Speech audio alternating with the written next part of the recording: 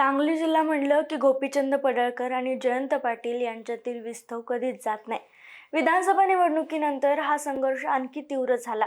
अगदी जयंत पाटलांच्या कुटुंबावरही पडळकरांनी टीका केल्यामुळे वाद झाला होता। दुसरीकडे काँग्रेस सोबत असलेले विशाल पाटील आणि त्यांचं पडळकरांसोबतचं राजकारण सर्वश्रुत आहे। यात सुहास बाबर यांना पडळकरांच्या गटातून कोणालाच अध्यक्ष करायचं नव्हतं, त्यामुळे जिल्हा परिषदेच्या निवडणुकीत शिवसेनेनं तटस्थ भूमिका घेतली। अशात अखेर जिल्हा परिषदेवर महाविकास आघाडीचा उमेदवार बसला, पण या नेत्यांमधला विस्तव तो काही संपलेला नाही आहे। आता नेत्यांमधील विस्तव जात नाही आहे तर कार्यकर्त्यांमधील देखील कसं जाणार, म्हणून जिल्हा परिषदेच्या निवडीवेळीच कार्यकर्ते समोर आले। जिल्हा परिषदेच्या अध्यक्ष निवडीचा निकाल लागल्यानंतर गोपीचंद पडळकर आणि जयंत पाटील यांचे कार्यकर्ते आमने सामने आले। गोपीचंद पडळकर समोरून जात असताना जयंत पाटलांच्या समर्थकांकडून जयंत पाटील वाघ आहेत अशा जोरदार घोषणा सुरू झाल्या। वातावरण एकदम तापलं, पण पोलिसांनी वेळीच हस्तक्षेप केल्यामुळे अनर्थ टळला। काय झालं नेमकं? का पडळकरांसमोर कार्यकर्त्यांनी अशा घोषणा दिल्या? खरंच गोपीचंद पडळकरांना जयंत पाटील, सुहास बाबर आणि विशाल पाटलांनी मागं खेचलंय का? काय झालंय जिल्हा परिषद निवडणुकीत? का झालं? चला बोलूयात। नमस्कार, मी संजना मध्ये आपलं स्वागत। सांगली जिल्हा परिषद अध्यक्ष निवडीची घोषणा झाल्यानंतर वातावरण चांगलंच तापलं होतं। गोपीचंद पडळकर आणि जयंत पाटील यांचे कार्यकर्ते प्रवेशद्वारासमोरच समोरासमोर उभे ठाकले होते। अध्यक्ष निवडीसाठी सगळेच मोठे नेते उपस्थित होते, त्यात भाजपचे नेते गोपीचंद पडळकरही होते। निवड प्रक्रिया पूर्ण झाली आणि महाविकास आघाडीचा उमेदवार अध्यक्षपदी बसला।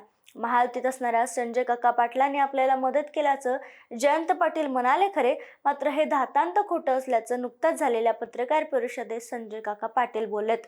यानंतर पडळकर बाहेर पडत असताना जयंत पाटील यांच्या कार्यकर्त्यांनी जोरदार घोषणाबाजी सुरू केली।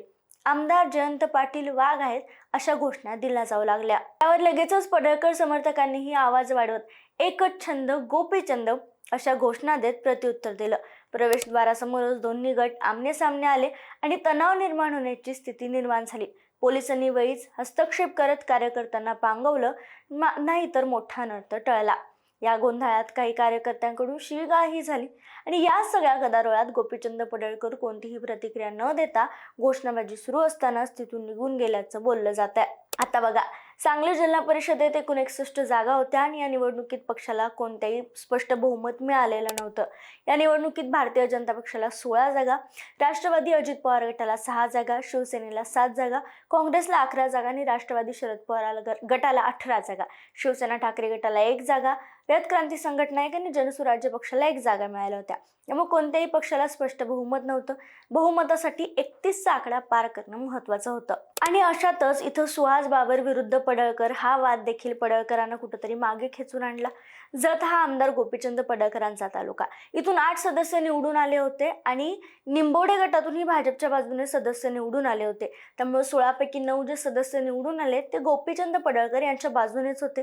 त्यामुळे अध्यक्षपद भाजपकडे गेलं तर पडळकर यांच्या गटातील कोणाला तरी अध्यक्षपद मिळू शकतं हे निश्चित मानलं जात होतं। दुसरीकडे पाहिलं तर सुहास बाबर यांच्याकडे शिवसेनेचे 7 पैकी 6 सदस्य होते आणि सर्व सदस्यांनी त्यांनी निवडून आणले होते आणि म्हणूनच अशा स्थितीत त्यांना पडळकरांसोबत जायचं नव्हतं। कारण निवडणुकीत मोठ्या प्रमाणात सुहास बाबर यांच्यावर पडळकरांनी टीका केली होती। निवडणुकीपूर्वीही सुहास बाबर विरुद्ध पडळकर हा वाद देखील सगळ्यांनी पाहिला होता। त्यामुळे शिवसेनेच्या या गटाला गोपीचंद पडळकर यांच्या गटातील कोणालाही अध्यक्षपदी बसू द्यायचं नव्हतं, म्हणून जिल्हा परिषदेत शिवसेनेने तटस्थ राहण्याचा निर्णय घेतला। तसेच शिवसेनेचे 2 उमेदवारही अनुपस्थित राहिले, त्यामुळे शिवसेनेची फक्त 5 मतं भाजपकडे वळली। टप्प्यात आलं की आपण कार्यक्रम करतो असं म्हणणाऱ्या जयंत पाटलांनी करून दाखवलं आणि पराभवानंतर गोपीचंद पडळकरांचा त्यांनी खरा कार्यक्रम केला अशी कुजबूज सुरू आहे। राष्ट्रवादी काँग्रेस शरद पवार गट, राष्ट्रवादी काँग्रेस अजित पवार गट आणि काँग्रेसच्या नेत्यांनी जयंत पाटलांसोबत मिळून पडळकरांचा चांगला कार्यक्रम केल्याची बतावणी कार्यकर्ते करतात। हे सगळं शक्य झालं कारण जयंत पाटील, खासदार विशाल पाटील यांच्यापासून सुरू झालेलं शत्रुत्व महायुतीतीलच आमदार सुहास बाबर यांच्यापर्यंत पोहोचलं, जिल्हा परिषदेच्या निवडणुकीत पडळकरांना नुकसानकारक ठरलं। गेल्या अनेक वर्षापासून विशाल पाटील पडळकरांना पराभूत करण्याचा प्रयत्न करत होते। 2019च्या लोकसभा निवडणुकीत पडळकरांमुळेच आपला पराभव झाला असं अनेकदा विशाल पाटील म्हणतात। सुहास बाबर आणि पडळकर हे महायुतीत असले की त्यांच्यातील विस्तव जात नाही. निवडणुकीत आरोप प्रत्यारोपांनी वातावरण ढवळून निघालं होतं. वेगवेगळ्या सभांमध्ये बाबर यांच्यावर पडळकरांनी आरोप केले होते. त्यामुळे अशा प्रकारचं राजकारण होत असेल तर त्यांच्या सोबत सत्तेत बसण्याचा आग्रह का, अशी भूमिका सुहास बाबर यांनी घेतली होती. तिसरं आणि महत्त्वाचं म्हणजे पाटील आणि पडळकर यांच्यातील वैर आता काही नवीन नाही आहे. जयंत पाटील यांच्यावर टीका झाली म्हणून राष्ट्रवादी काही महिन्यांपूर्वी एकवटली होती. पडळकरांवर ते विधान करत होते. पडळकरांनी जयंत पाटलांच्या वडिलांवर जे विधान केलं होतं त्यामुळे राष्ट्रवादी पेटली होती, मोर्चे झाले, आंदोलनं झाली आणि सगळं काही झालं.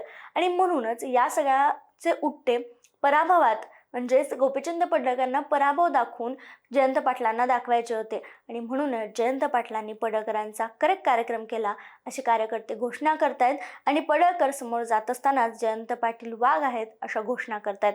शेवटच्या क्षणी राष्ट्रवादी काँग्रेसचे 4 सदस्य महाविकास आघाडीसोबत गेल्याने महाविकास आघाडीचा विजय झाला असं म्हटलं जातं. खरं तर यावेळी सांगलीत चंद्रकांत पाटील यांनी अजित पवार गटाला व्हीपची भीती दाखवण्याचा प्रयत्न केला होता. शिवाय संजय काका पाटलांनी मदत केलं असं जयंत पाटील म्हणतायत, पण संजय काकांनी देखील आता हे साफ खोटं आहे असं सांगितलंय. त्यामुळे मग महाविकास आघाडीला नेमकी मदत केली कुणी हा मोठा प्रश्न आहे. त्यामुळे आता काहीही असलं तरी महाविकास आघाडीचा 34 जागांनी विजय झाला, मतांनी विजय झाला आणि सांगली परिषदेच्या पदी नव्या अध्यक्ष महाविकास आघाडीच्या राष्ट्रवादी काँग्रेसच्या संगीता पाटील झाल्यात. त्यामुळे पडळकरांचं आपल्या गटातील एखाद्या व्यक्ती अध्यक्षपदावर बसवणं अवघड झालं आणि कार्यकर्त्यांनी देखील ते चांगलंच हेरलं आणि पडळकरांच्या जखमेवर हात ठेवला असं म्हणलं तरी हरकत नाही. आता पुढं पडळकर विरुद्ध जयंत पाटील विरुद्ध कार्यकर्ते एकमेकांचे हा वाद परत आता कोणत्या निवडणुकीत बघायला मिळेल हे पाहणं महत्त्वाचं आहे.